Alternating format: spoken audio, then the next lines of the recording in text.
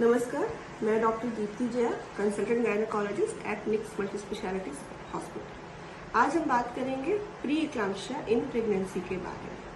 Pre eclampsia in pregnancy is a part of hypertensive disorders in pregnancy, जिसमें बहुत सारे part होते हैं।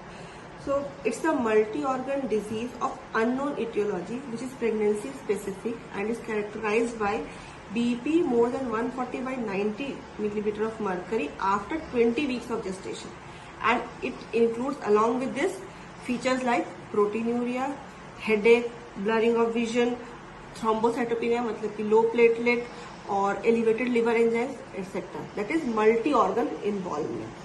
Why is it important? Because it is one of the most common complications that we encounter in pregnancy, affecting almost 7 to 15% of patients, and it affects both the mother as well as the baby. So that is the reason it is very important. Now what are the causes? जैसे कि मैंने पहले ही बोला, it is a disease of unknown etiology. हमें पता नहीं है कि exact cause क्या है, but हाँ, जैसे नॉर्मली प्रेगनेंसी में बीपी फॉल होना चाहिए, but in pre eclampsia BP high होता है, मेनली बिकॉज कि प्लेसेंटा की जो ग्रोथ होती है, जिसको हम ट्रोफोब्लास्टिक इन्वेजन बोलते हैं, वो एबनॉर्मल होता है. So it leads to abnormal placentation and rise in BP.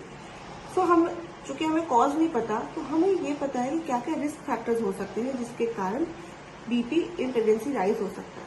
देखा गया है कि जिनकी बहुत अर्ली एक्सट्रीम्स ऑफ एज, बहुत कम एज है प्रेगनेंसी की या बहुत ज्यादा एज है प्रेगनेंसी के टाइम पे, पहला बच्चा होगा जिनको स्मोकिंग है, ओबेसिटी है, फैमिली हिस्ट्री ऑफ प्री इक्लाम्सिया है, प्लीज जिनको डायबिटीज है in pregnancy, these patients are more prone to develop pre-eclampsia. Some syndromes like Apla syndrome.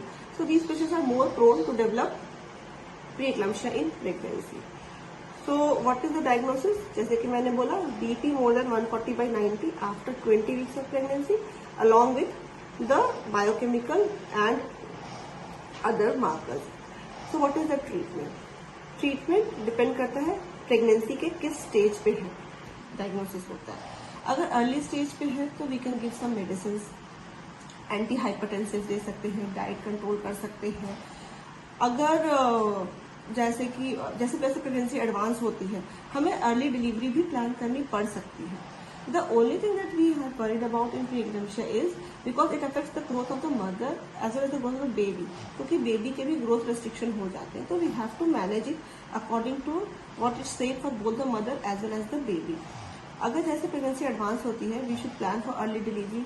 कभी कभी हमें प्रीटर्म डिलीवरी भी प्लान करनी पड़ सकती है, तो उसमें बच्चे की लंग मैच्योरिटी के इंजेक्शन देके भी हम अर्ली डिलीवरी प्लान कर सकते हैं. प्री इक्लाम्सिया का ये मतलब नहीं है कि सिर्फ सिजेरियन होगा या फिर सिर्फ नॉर्मल डिलीवरी होगी. It can be either depending on the situation. But the most important thing is कि the patient should know the signs and symptoms when to report to the doctor.